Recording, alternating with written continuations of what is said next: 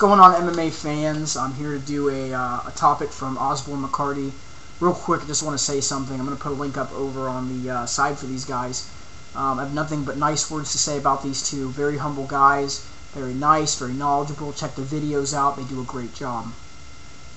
So they asked me to do a topic on Fighters Salaries in the UFC, and even from what I've read, it seems like maybe in MMA in general. But it's funny because I did a video on this way back before I left YouTube. Dan the Fat UFC Critic, I asked him to do a response video about it, and before he even did a response video to my video way back in the past, he did a video on it. And it's funny because what he talked about is really true. He said that the UFC is a business, and when you see fighters fighting over contracts and contracts disputes, you know that you're a sport now. And that's how I've come to understand what happens in this sport comes down to business. Is it right? No. So there's some things that I wanted to talk about, and these guys gave me some topics. I'm going to cover some of them, but there's going to be some of them that I vary away from, so I'll apologize ahead of time. But I'm going to talk about something that, not only, I'm going to run over a couple things. One, let me hit this first. Roger Huerta. He's been very vocal as of late. He's not the first UFC contracted fighter that's had a dispute with the way the UFC's treated him. Tito Ortiz, Randy Couture, Tim Sylvia. At the end of the process, he was a happy guy and said the UFC was nice, but before that, several months before, he had nothing but bad words to say about the UFC. Arlovsky had contract disputes, and there's been some guys in the past as well.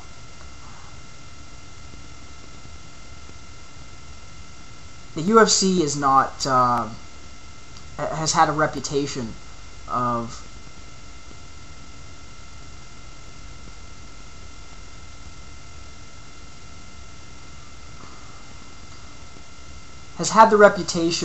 believing that they're the only MMA organization in the world, and that the UFC Ultimate Fighting is MMA, which is not true.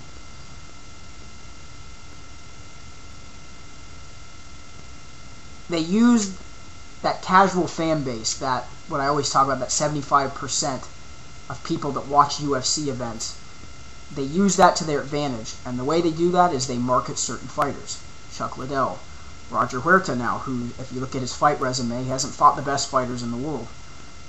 And he's getting a title shot, which you don't agree with, but that doesn't mean that I don't respect Roger Huerta. It doesn't mean that I don't think he's a great fighter. That doesn't mean that I don't respect the fact that he puts his body on the line, which you do need to respect, and it's the truth, to respect the guy.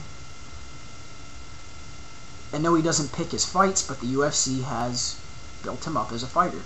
Built him up as, you know, kind of like what Elite XC's done with Kimbo Slice, except at least Roger Huerta's fought, you know, well-rounded mixed martial artists. The same thing could be said with Chuck Liddell. Why is it that Chuck Liddell fights one guy after losing the title? Well, he loses to Keith Jardine. Let's just say if he would have beat Keith Jardine, fought one more guy and get a title shot again, and then John Fitch has to win 8 fights to get a title shot. Because some guys are marketable more than the others. Why is it that Hayotamaha Sakurai, who came to the UFC, I think UFC 73, came and toured facilities, watched UFC fights, got told, we'll give you your contract, but we're going to make it and cut it in half, your pride contract. So you'll make half of what you make now, double it if you win. They did the same thing to Joaquim Hellboy Hansen, which Mike Miodred would probably do response videos to this all day about that, because that's his favorite fighter. Michihiro Ishida, they treated the same way. They had talks with Tatsuya Kawajiri, and he got even more screwed than those 3 guys as far as what they wanted to give him.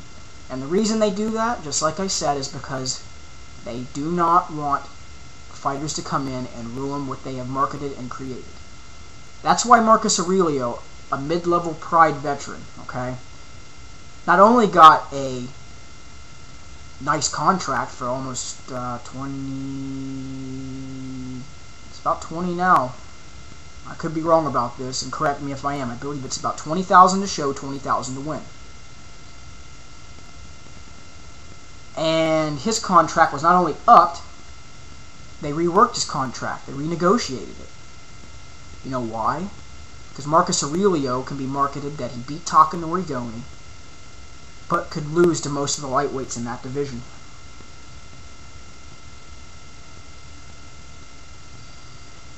The UFC is going to market to the casual fan.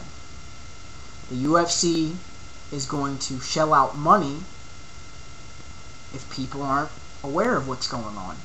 And the UFC is going to continuously do what they do with Fighters Salaries if there's organizations that don't step up to match and make them have to pay more.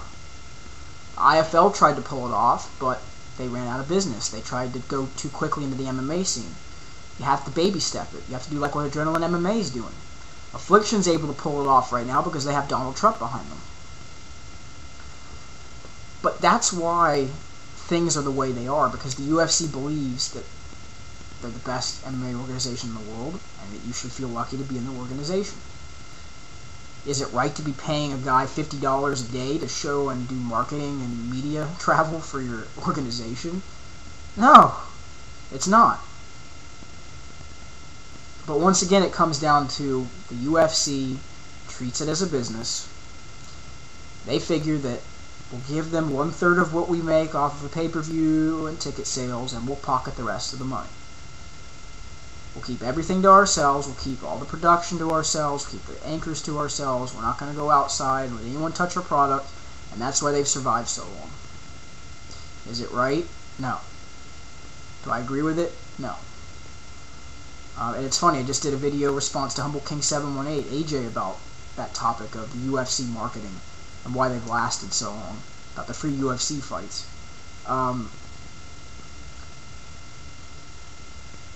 So, it comes down to one final question that these guys asked me. Are UFC fighters, compared to MMA fighters, really underpaid? I look at it this way. What we see now with MMA may change in 7 to 10 years. This may be a moot point. 10 grand may turn into 50 grand for mid-level fighters coming in. We don't know. We don't know how that's going to change. But is $10,000 for a guy to put his life on the line right? No. Now, on the same token, is it right for a guy like Floyd Mayweather to make $25 million as a boxer? No. And that's what's happened with the corruption of boxing, even though I love boxing to death. I'm a huge boxing fan. But there's a certain point, and there's a certain value of what a person is. And that's what it comes down to. So, hopefully I answered these questions to the best of my ability. I tried to stay kind of... Most of this was in my opinion, so there's going to be some things that most people aren't going to agree with, but there's probably some things that you may agree with. So leave me some comments, constructive, negative, positive, as always. And thanks for the topics, guys. And on that note, you guys, have a great day.